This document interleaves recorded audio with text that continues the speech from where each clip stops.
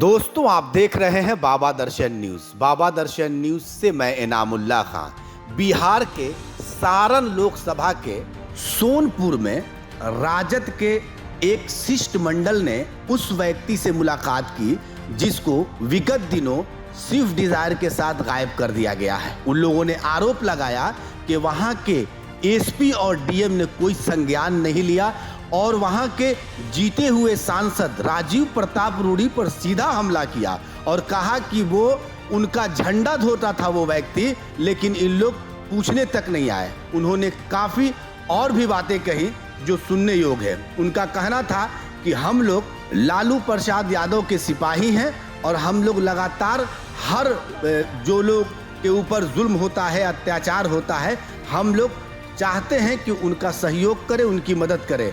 क्या कुछ कहा उन लोगों ने, सुनते हैं उन्हीं की जुबानी। क्या मामला हुआ है आज के घटना के बारे में? हम तो अब जानते हैं कि महाराजगंज का प्रतिनिधित्व करते हैं हम लोग। पिताजी एमपी रहे उमाशंकर सिंह जी, जितेंद्र स्वामी भी वहाँ लोकसभा लड़े महाराजगंज से। बड़े भूख लोगों को कहीं ना कहीं छकाया गया, हराया गया। कल सूचना मिली जैसे कि यहाँ दुधैला में एक बड़ी घटना घटी है और इतनी बड़ी घटना घटी है कि जो मेरा अपना समझ है, अभी हमारे राष्ट्रीय जनता दल के जितने साथी हैं चुनाव का काम छोड़ करके आज पेपर बांटना है, एक एक जगह पहुंचना है, सारे लोगों को बूथ लिस्ट पहुंचाना है और यह काम छोड़ करके आप जानते हैं कि मेरे उम्मीदवार रोहिणी आचार्य जी की तबीयत अचानक परसों से बिगड़ गई है। पटना से और दिल्ली से भी डॉक्टर आकर के लगे हुए हैं, क्योंकि यह लड़की एक जीवन दिया है एक सामाजिक न्याय के योद्धा को, जो करोड़ों के दिलों में बसते हैं, और उसकी जान बचाई। और हमें लगता है कि सारण का निर्णय चुनाव का उसका अपना निर्णय था, चुनाव से संबंधित मसला नहीं था। क्योंकि जैसे मुझे जानकारी हुई, यहाँ बराबर हम आते रहे हैं, जब भी कोई मसला होते रहा है, जब भी कोई प्रॉब्लम हुआ है, जब भी कोई घटना घटी है, हाजीपुर घटी हो, महानार घटा हो, देसरी घटा हो, लालगंज घटा हो, वैशाली जिला में हो या छपरा जिला के पूर्वांचल में सोनपुर का इलाका हो, जहाँ भी हुआ है और जहाँ भी सूचना मिली है दौड़ते हुआ है।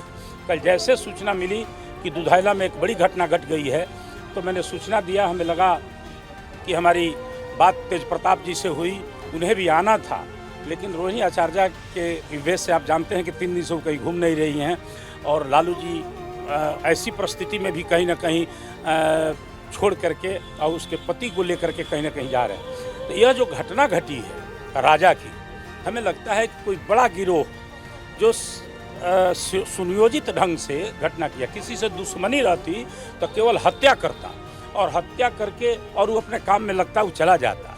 लेकिन स्कॉर्पियो ले जाना और साथे साथे जो ही हो, जो स्विफ्ट डिजायर हो या जो गाड़ी हो, हत्या के बाद सर को गायब करना, हत्या के बाद गाड़ी को गायब करना एक बहुत बड़ी बात है।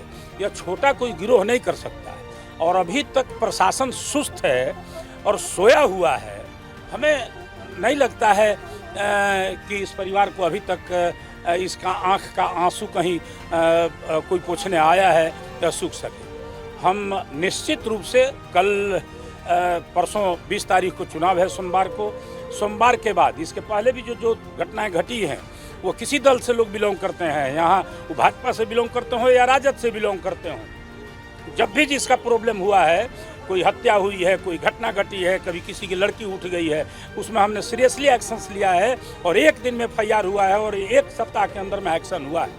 हम बहुत कुछ तो नहीं कह सकते हैं, लेकिन सारण के एसपी से कहेंगे, सारण के डीआईजी से कहेंगे कि यह मुख्यालय है, पटना के करीब सोनपुर है और यहाँ घटना घटे लगभग 10 दिन से ज़्यादा हो गया और अभी तक इस परिवार के आँख का आंसू नहीं सूखा। अगर कहीं से अगर कोई गड़बड़ी होती है तो लगेगा कि प्रशासन भी इसमें शरीक है, अगर नहीं कार्रवाई होती है तो लगेगा कि प्रशासन भी इस काम में शामिल है। इसलिए हम निश्चित रूप से सारण के एसपी से कहेंगे, सारण के डीआईजी से कहेंगे, मुजफ्फरपुर के आईजी से कहेंगे और बगल में पटना के डीजी बैठे हुए हैं, यहाँ से मात्र थोड़ी दूरी पर, मुश्किल से 10 किलोमीटर के दूरी पर यहाँ डीजी कार्यालय है, पुलिस का मुख्यालय है और यहाँ बगल में इतनी बड़ी घटना घटती है और अभी तक यहाँ डीआईजी नहीं आए, आईजी नहीं आए, जिला प्रदेश मुख्यालय से कोई अधिकारी नहीं आया, इसके लिए एसआईटी का गठन नहीं हुआ। दुखद घटना है, दुखद बात है। आप जानते हैं कि हम लोग लड़ते हैं अपने लोगों के लिए, क्योंकि बहुत बात कहने में कठिनाई होती है, क्योंकि बोलते हैं हम कि यारों यह दुनिया है बेदर्दों का, यहाँ हर रात छुपाना पड़ता है। और सीने में कितना हो दर्द हो, लेकिन महफिल में मुस्कुराना पड़ता है। क्योंकि जो आप स्थिति देख रहे हैं, जो परिस्थिति देख रहे हैं, जो आप समझ रहे हैं, हम यहाँ चुनावी एजेंडा को लेकर के नहीं आए, केवल संवेदना व्यक्त करने आए। हम वोट मांगने नहीं आए। वोट तो लोग मांग रहे हैं, लोग लग रहे हैं, रोहिणी जीती हुई है, जीतेगी, वो है एक अलग पार्टी। हम केवल अपनी संवेदना व्यक्त करने आए हैं, इस परिवार के साथ खड़ा होने के लिए आए हैं, भरोसा देने के लिए आए हैं कि हम निश्चित रूप से इस गांव के, इस इलाके के लोगों के साथ जब हमारी ज़रूरत महसूस होगी, हमें जब बुलाएंगे, हम एमएलए एमपी तो नहीं हैं, लेकिन एक सिपाही हैं, एक चौकीदार हैं, निश्चित रूप से लड़ाई लड़ते हैं अपने लोगों के लिए। हम अगर जब भी यहाँ से कोई कॉल जाएगा, कोई लड़के, अगर कोई सामान्य साथी भी अगर हमें सूचना देता है तो हम दौड़े हुए चले आते हैं। अगर हमें खबर गई और लगा कि चुनाव के बाद हमें इसमें कुछ करना है तो निश्चित रूप से करके और इस परिवार को न्याय मिले, इसके लिए हम काम करेंगे। अभी तक सरकार का भी कोई प्रतिनिधि नहीं आया, तो यह सरकार सोई हुई सरकार है, जिसकी नींद कभी टूटने वाली नहीं है। राज्य में भी कहीं कोई घटना घटती है तो माननीय मुख्यमंत्री जी नहीं जाते, उनका कोई मंत्री नहीं जाता है। ये एक्सीडेंटल है, इसको अभी तक पैसा, अभी तक ही 4 लाख रुपया पेमेंट हो जाना चाहिए। हमें तो नहीं लगा कि यह भी काम हुआ है, अभी तक यह भी बात हुई होगी, चूँकि एक्सीडेंटल है। और इस एक्सीडेंटल में इस परिवार को कम से कम यह तो संतावना होनी चाहिए, लेकिन ये भी अभी तक आज तक नहीं हुआ है। इसलिए कहीं ना कहीं शासन और प्रशासन सोया हुआ है।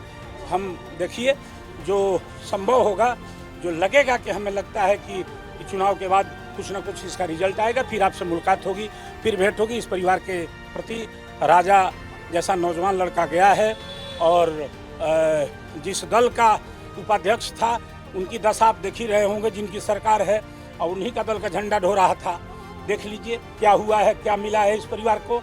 अभी तक कहीं कोई बात नहीं है। कोई कहता है कि चुनाव के बाद होगा, क्यों?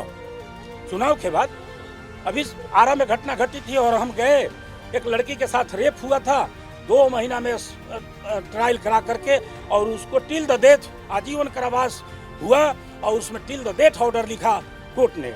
एसपी नए गए थे, अवकाश कुमार एसपी का ट्रांसफर हुआ था, 4 दिन बाद एसपी दूसरे आए थे, और हम जब उनको टेलीफोन किया तो कहे कि हमको 4 ही दिन आए हुआ। तो डीएम ने कहा कि कौन बोला आपसे?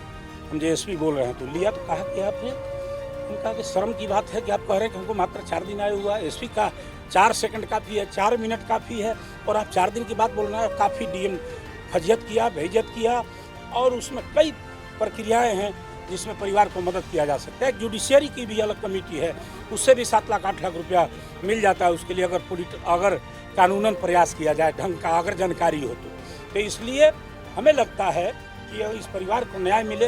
हम इस परिवार के साथ खड़ा हैं। देखिए, ईश्वर का क्या है, ईश्वरीय एक ताकत है, और इस ताकत में हम फिर आपसे मिलेंगे। इस आपके माध्यम से भी आपसे भी आग्रह करेंगे, निवेदन करेंगे कि आप अपने चैनल के माध्यम से निश्चित रूप से सोई हुई सरकार और सोई हुई प्रशासन को जगाने का काम करिए। बहुत बहुत धन्यवाद। आप अगर आप इस वीडियो को फेसबुक पर देख रहे हैं तो फेसबुक पेज को लाइक कीजिए और वीडियो को शेयर कीजिए। अगर आप इस वीडियो को YouTube पर देख रहे हैं तो YouTube चैनल को सब्सक्राइब कीजिए और घंटी के आइकॉन को दबाइए।